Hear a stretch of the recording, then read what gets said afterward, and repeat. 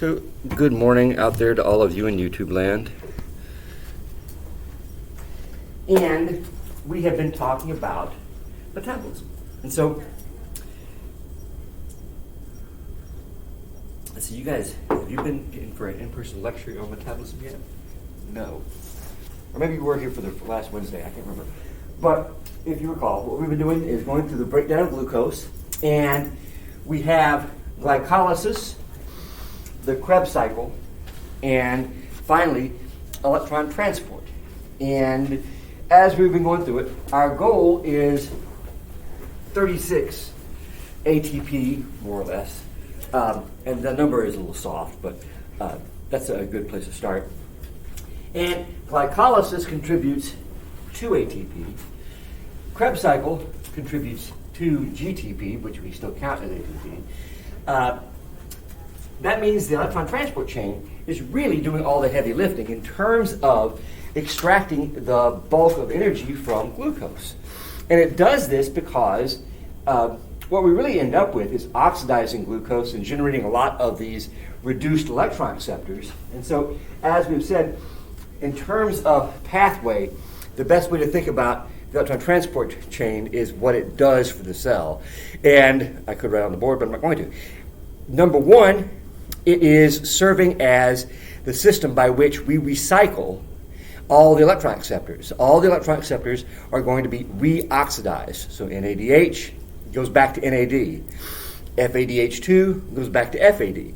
And as we're talking about oxidation reduction, if somebody gets oxidized, somebody else is going to have to get reduced. Somebody has to pick up that electron. And the question is, where does that electron go? And the answer is, bing, right there. The electron is going to be finally dumped onto oxygen. And it's one of these points I think is, sort of an interesting thing that we breathe all the time. Oxygen, man, you got to have oxygen. The only place in your entire metabolic system that you use oxygen is right there. That's it. So all these different molecules that we biosynthesize that have oxygen in them, that oxygen is coming from other biochemical molecules. Oxygen that you breathe, that's it. It is being used as the final electron acceptor. So, oxygen, as we know, is quite important.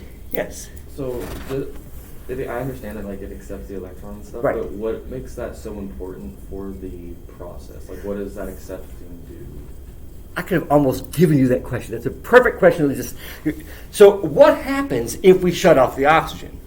So you'll find under your chair a plastic bag. I want everybody to put the plastic bag over their heads, and we're going to wait for about, 30 seconds isn't long enough. We'll wait 2 minutes. And then, if you can't get your plastic bag off, somebody will help you. No, don't do that. That would not be good. In that, if we don't have oxygen, it's actually a very interesting thing to see what happens. What if we have no oxygen? And truthfully, you can stop breathing. I mean, that's the easy way. But there are other ways. What if you don't have enough oxygen? You're not able to meet your oxygen debt, your oxygen demand. And let me just bring the brightness up on my screen to see if you can see, whatever you can see. All right, so what happens if we don't have any oxygen? Things go bad really fast. First off, complex 4 is sitting there with an electron, and it says, okay, oxygen, take my electron, and there's nothing there. And complex 4 goes, uh-oh. And that complex 4 is the first one to go, oh, this is going to go bad. Complex 3 has an electron, and it expects complex 4 to take the electron. Here you go. And complex 4 goes, I'm full. I ain't got no place to put it. And now complex 3 is going, uh-oh, not good. Complex 1 is right there, ready to pick up the electron from NADH. It takes it and says, okay, here you go. And complex 3 is all saturated up. Can't take it. Complex 1 goes, now what the hell am I supposed to tell NADH when it comes backing up to me? Because here comes one right now. And they say, sorry, we're closed. NADH backs up, can't put its electron anywhere, and he's just the electron carrier. What does he know? He's like, what am I supposed to do now? And they say, oh, go sit over there. So within probably 30, 45 seconds of active metabolism, all of your NAD and FAD are in the reduced form, and you can't reoxidize them. Now, if you had a way that you could take a pill, probably more like a fine needle, and inject it into every single muscle cell really, really fast, and give them a little bit of extra NAD and FAD, you could get by without breathing for a while. I mean, there comes a point where you have so much of this stuff floating around.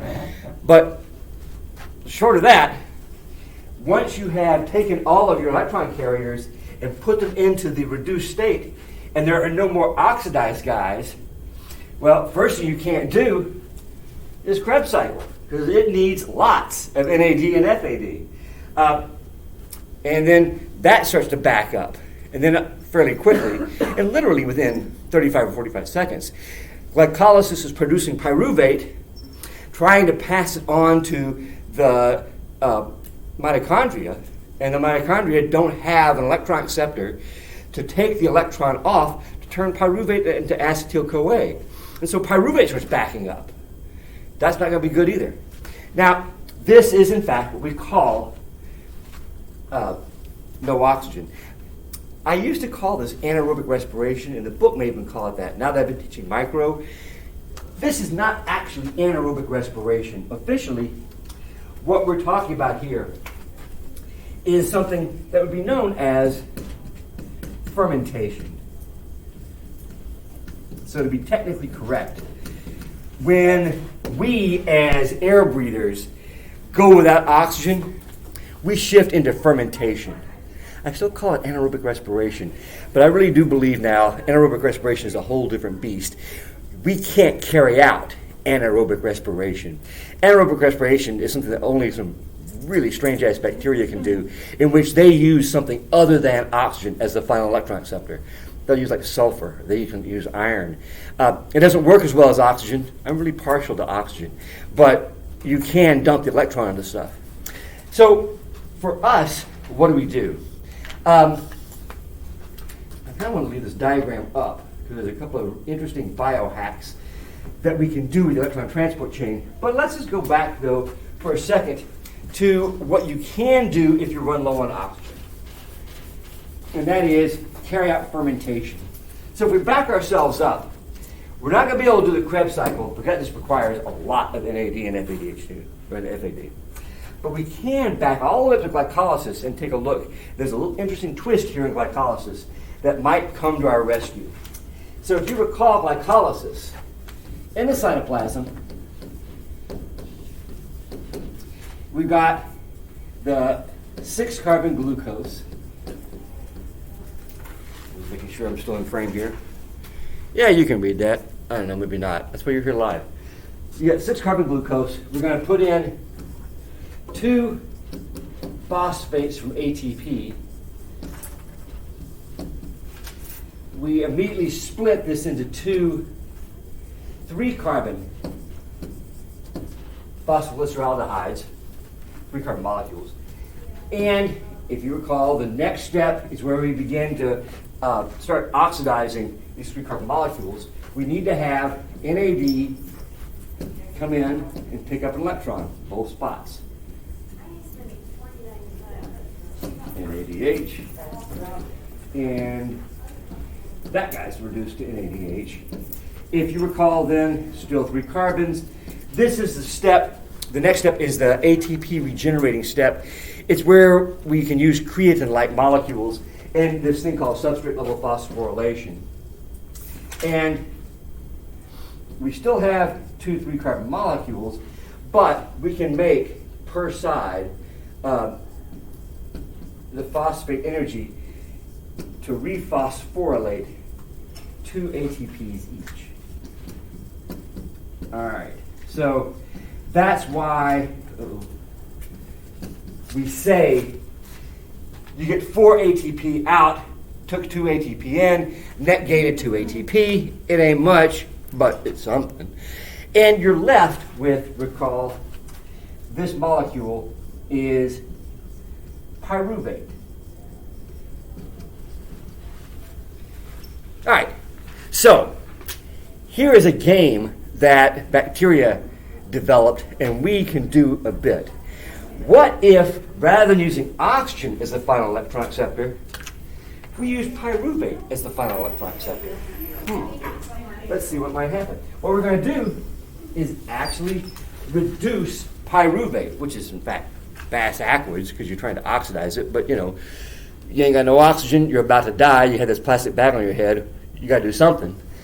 What we can do is have pyruvate be the final electron acceptor. And now NADH comes down, dumps the electron on the pyruvate. I'm going to move over a second and use the rest of the board. And we have recycled NAD. That NAD just lays right back there in the slot and picks up another electron. And reduced pyruvate becomes a new molecule.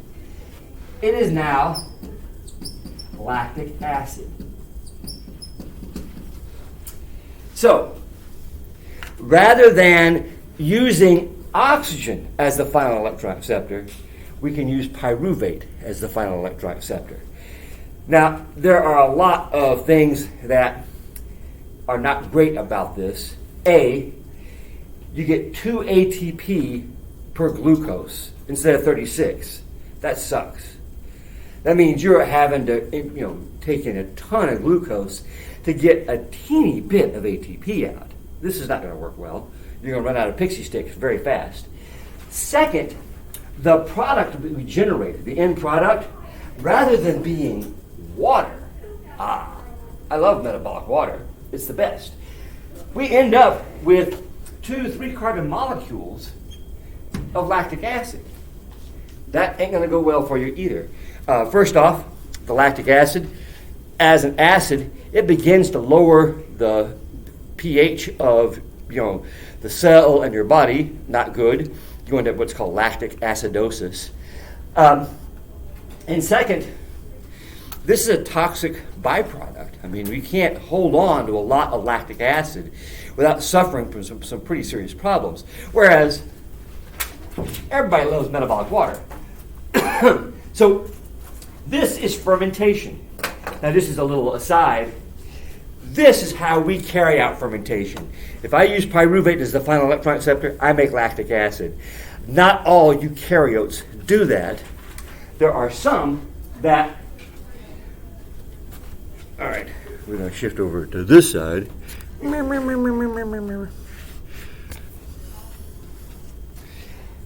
Another way you can do fermentation, and this is something that plants and fungi, yeast you know of, when they take the NADH and put that on the pyruvate, they're going to do a slightly different step. So we got the 3-carbon pyruvate, and let's dump the electron onto it. We're going to reduce it. And what comes back is the NAD. Thank you very much. Now what they do is a little bit of an elaboration on this. They're going to kick out a carbon as CO2. And that leaves them with a 2-carbon molecule. And that is, of course, the 2-carbon ethyl alcohol.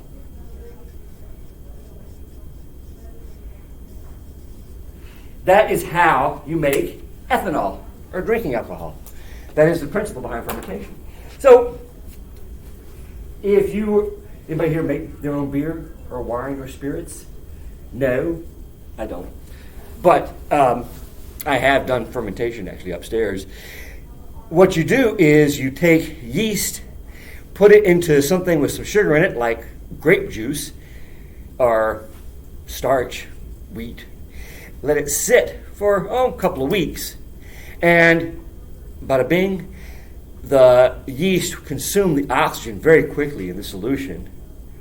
And they have to go into fermentation. They make ethanol. Now again, ethanol is a toxic waste product for the yeasties as well. They can't hardly stand more than like 15 to 18% alcohol. So just as a little aside, what we call primary fermentation, beer and wine, if it's above 18%, somebody probably added alcohol straight to it. What you can then do, of course, is carry out distillation, which is not a metabolic process, and you can make high concentration alcohol that way. But yeast, they struggle with this as a waste product just as much as anybody does. It's just not lactic acid, which is an interesting game on the planet. If plants and yeast did not generate or have a slightly different metabolic pathway for fermentation, they'd produce lactic acid, which nobody would really want to ferment. You make that yourself. So thankfully, they kick out a carbon and they make ethanol. All right. So now, here's just another little idea for my super soldier bag of tricks. The enzyme to generate ethyl alcohol is, I think, only a single enzyme. There may be two, but I think it's just a one. So what we could do is, rather than making turning pyruvate into lactic acid when we undergo fermentation, what if we could engineer humans to generate ethyl alcohol when they undergo fermentation? And now what you could do is, on a Friday night, when you're ready to get lit up a little bit, you go out and run, a quarter mile real fast. I'm going to do some sprints and then go party. Yeah. And so you would actually begin to generate ethanol until, like a marathoner or, a football player that was running from, one end of the football field to the other would then end up being drunk at the end. Ooh. All right. So, by the way, we don't do that. Lactic acid is what we produce, and that's what's responsible in large part to muscle soreness. And so you know that you have actually gone into oxygen debt. You've gone anaerobic if you are getting muscle soreness. So, the idea of, aerobic exercise, I'm getting hot. What that means is you are carrying out metabolism at a rate that you can maintain oxygen coming in, and you don't have to go into fermentation or anaerobic respiration. Using anything other than O2 as the final electron acceptor is not great. So what this does for us is generates 2 ATP. And as we say, yeast can get by with this. They actually can survive in an anaerobic condition. That's because yeast is a dot. It doesn't do anything. It sits around and it says, okay, I'll divide on Friday. And they just sit there bringing in glucose, accumulating small amounts of ATP, but they're not doing much of anything. And then eventually they say, oh, hey, we have enough ATP, we can do something. Let's go divide. And they will divide. So they grow very slowly under these conditions. You and I, because we've got so much muscle activity, we don't really have that option in that we are constantly using ATP, and our ATP demand is always pretty high. The ATP demand in big muscle cells, when you're starting to really move, is very high. I hate looking at myself on the pictures. All right, so if you need a higher amount of ATP than what you can generate, you have to go in, you end up going into oxygen debt, which is, kind of sad. Something I think is really cool, and I wish I had access to it, is pure O2. I think that pure O2 would be one of the greatest boons to health that we know. And they probably have it across the hall, and they're keeping it from us. I've got a big tank of compressed gas up in my lab for the fruit flies, but what is it? It's carbon dioxide. Oh man, the last thing I need is more carbon dioxide. I mean, I can make fizzy drinks. I want oxygen. If you were able to take pure oxygen and put a little tank on your pack or slide it, into your pants so no one can see it, and then have a little tube sneaking up into your nose, your ability to run and exercise would be phenomenally better. I've not tried it, but breathing pure O2 is good stuff. I mean, it can get you into trouble, no doubt, but hyperbaric oxygen, that's some miracle juice there. And what that's doing is allowing you to generate or to break down glucose at a, pretty much unlimited rate. All right, so that is fermentation, anaerobic respiration, if you will. And so the goal here is you shut the oxygen off, and evolutionarily, you're not immediately dead. You're going to be dead in another 2-3 minutes. So the other side of this is the big muscles in the body, when you're really exercising hard, they're not getting sufficient oxygen to meet the ATP demand. And so some of the cells actually do end up going into fermentation. Another caveat to this is you lose enough ATP or you stop generating enough ATP for big muscles, your muscles will lock up. And so if you've ever experienced a leg cramp while running, it's going to happen because you're actually going into oxygen debt. Unless you've got some serious issues, slowing down and walking, you're not going to get no leg cramp. And, if you think about this, those of you that do high-intensity exercise, I don't, but you start running pretty hard, and you're running sprints particularly would be great. And I don't know if anybody do short-distance running, but, generally people in 100 meters might not even breathe or breathe once during that race, during that run. And so they're just simply using the oxygen that they've got. Now, if you could have a tank of oxygen and saturate yourself before you run, you'd probably feel better.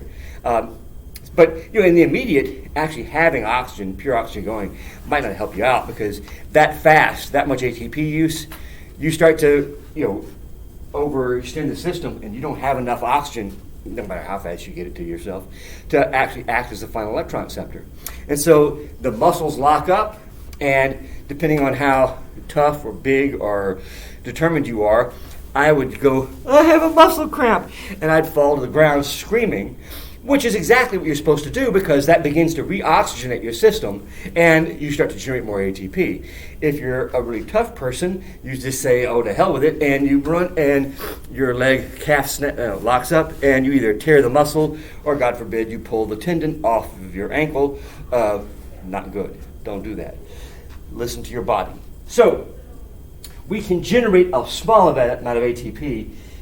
I tend to think that fermentation for us is largely wasted. I don't know that it does anything all that great for you. Like, if you're in a spot where you just couldn't carry it out, would things be that much different? Yeah, there's all kinds of questions I have. Like, do your toes, in the cold weather, do they get enough blood, or are they always in fermentation? I haven't decided that yet either. All right, so that's one side of the coin. The other side is, what can we do to jack around with this system? We already looked at one thing you could do is to cut the oxygen off. Let's go ahead and turn the oxygen back on. And now see what kinds of interesting hacks we can do. Just put my arrow back there. There are a couple of very interesting metabolic tricks that are available to us here. One is this is a good way to poison people, in that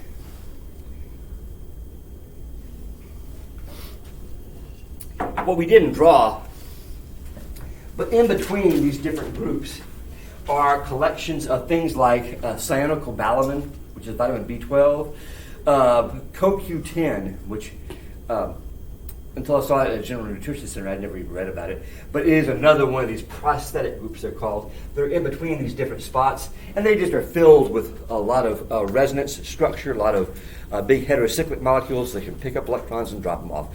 And what you can do is put in something like, say, cyanide.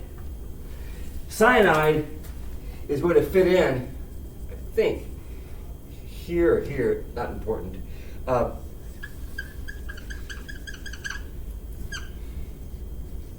Cyanide type compounds, what they do is they block electron flow. And in the same way that removing oxygen is going to screw you up, throwing cyanide in does the same thing. Cyanide acts as if you don't have any oxygen. And so, in fact, the term cyanosis is the result of not having enough oxygen. And you can go into cyanosis by putting that plastic bag on your head or taking cyanide. Don't do that either. Probably a fairly unpleasant way to die. So there's a couple of different kinds of electron acceptors that don't transfer the electron, or electron flow blockers, if you will, that are going to be really good metabolic poisons, and they'll take care of you pretty fast. On the other side of this coin, though, is actually a really cute diet drug that I began looking at several years ago, and it may be available in the UK. It is a compound that is called, or the generic class, they're called dinitrophenols, or DNPs. And we actually have and use a dye that is a DNP derivative. And so you could potentially take it for this. All right, here's what it does.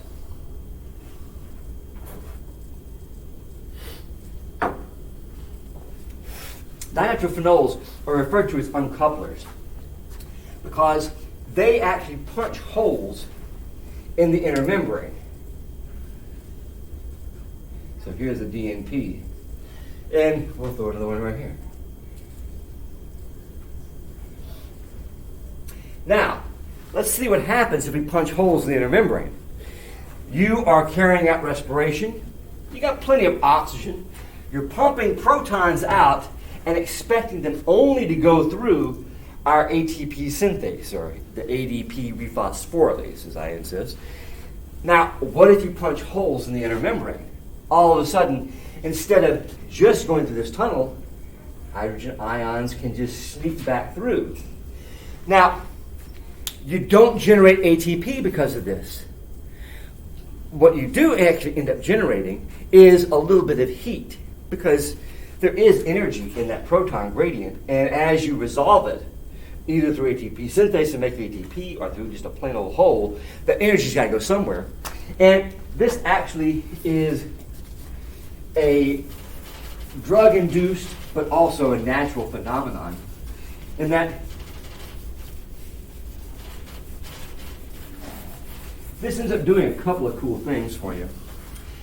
First off, a DNP uncoupler, as they're called. They are very interesting metabolic diet drugs. What they're going to do is, essentially, we can say, they resolve the proton gradient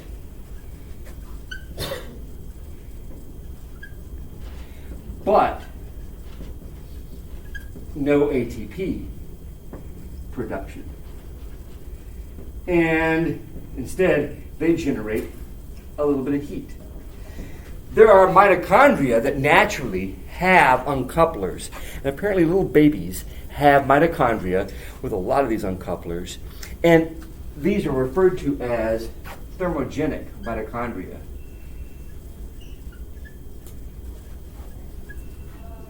Meaning that they, instead of just generating ATP, they actually generate body heat. And little bitty babies, with their large surface area compared to their mass, they can lose heat really fast. And so they actually have mitochondria that have naturally occurring uncouplers. Now, for you and I, once we get a little bit older, we don't really need that kind of heat.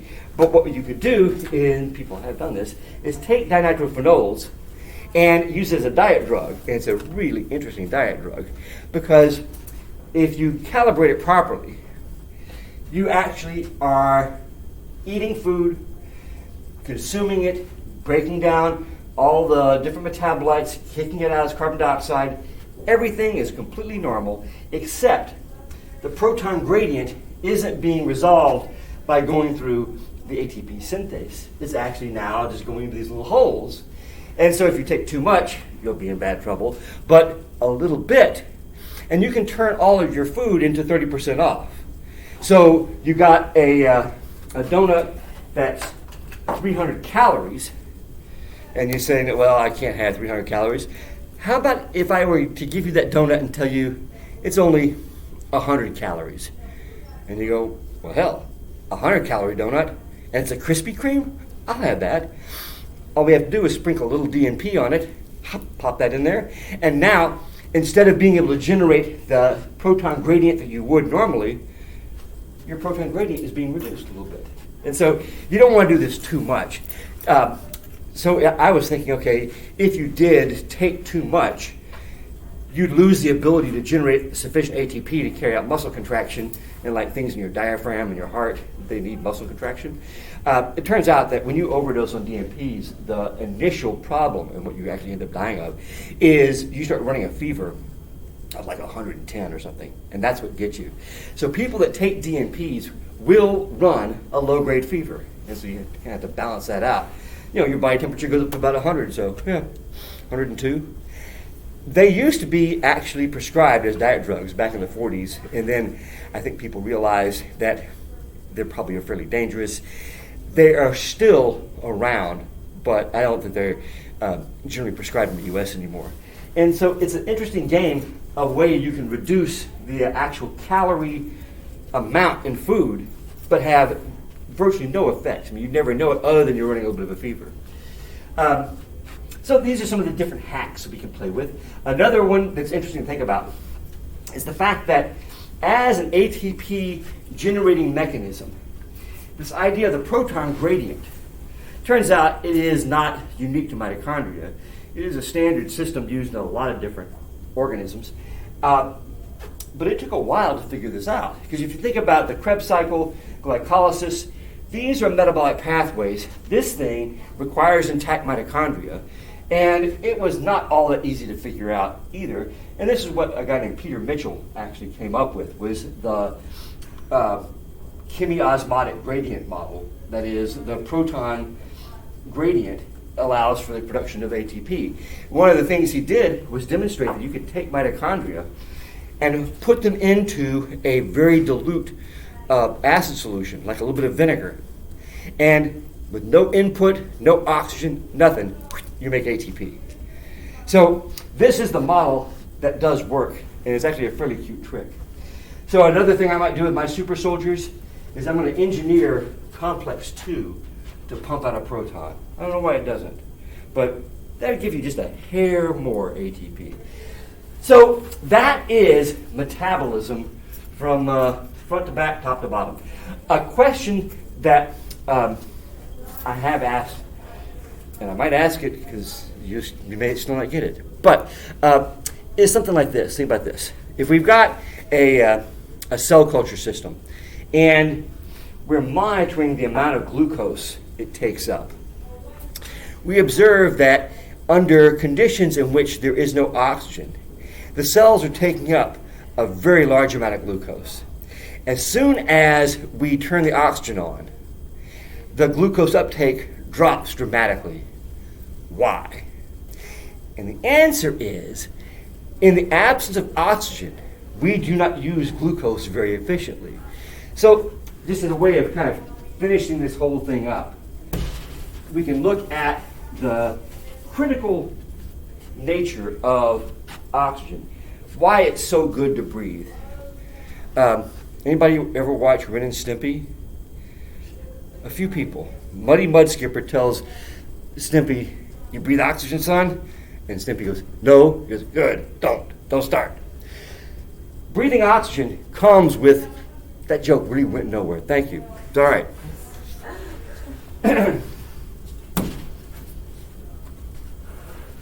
I'm off my pace today. I'm sorry. We had really bad coffee this morning. You hear that?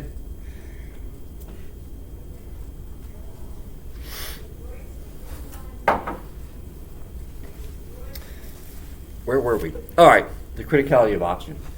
Let's think about this. No O2, no problems. No O2, 1 glucose equals 2 ATP plus some kind of carbon-containing, non-easily dumpable waste product. probably going to end up being toxic. But with O2, haha, 1 glucose equals 36 ATP plus CO2 and water. CO2 I can dump out really fast. Water, I just keep that and drink it. And, well, metabolically drink it. So that's the key point, is that in the absence of oxygen, you just can't generate enough ATP energy to do much. And it leads us actually into our next topic, that the early atmosphere on this here planet, when life initially evolved. So let's travel back 1 billion years ago. Life starts out probably as RNA molecules, but as soon as we get the first cells, they are going to be what we would think of as bacterial or prokaryotic cells. And they're living in an atmosphere that is primarily carbon dioxide and nitrogen. Very little oxygen at all. Now, they don't need a lot of ATP because they don't carry out complex maneuvers like breathing, where you needed to have a diaphragm, or pumping blood, where you need to have a heart pumping all the time. They really are just a dot. They're hanging out. And if they want to do something, they have to begin bringing all these nutrients in.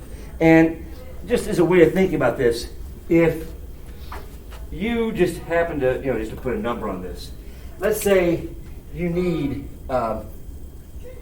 50 ATP per minute, just as a number to look at. In the absence of oxygen, that means you're going to need 25 glucose molecules per minute. I mean, you're going to have to be slamming them pixie sticks back. But with oxygen, you need 50 ATP per minute. All you need to do is take in 2 glucose, and heck, you're way above it.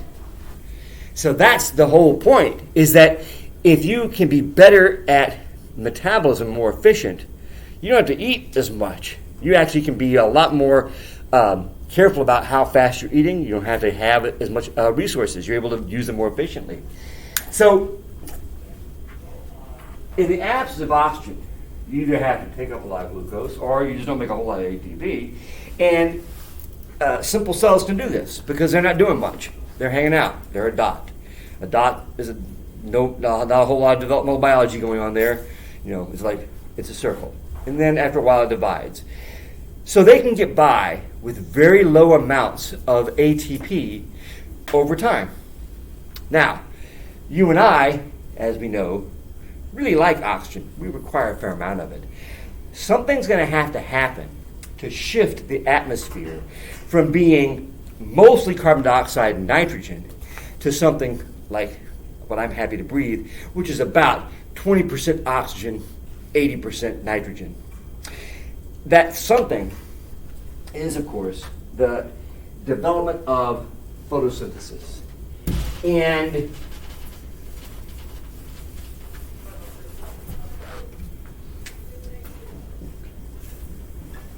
photosynthesis is going to change our world.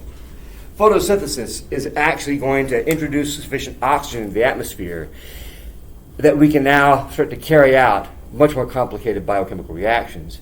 And that is a true game changer. And we're a little short, but we're going to stop here and pick up photosynthesis on Monday. So, lab on Tuesday. The first lab Tuesday was, we could call it complete failure, but that's a little harsh. It didn't work very well. Second group, we actually got some PCR products. They didn't quite make as much sense as I'd like, but it was interesting. So I'm holding on for Thursday. We'll see what happens. It could be a complete blank gel, but we might have something. We'll see how that goes. And everybody else, I'll see you on Monday. If you're going to be leaving campus on Friday over the weekend, don't bring anything back that you didn't mean to. And take care. That's all I know. Ciao.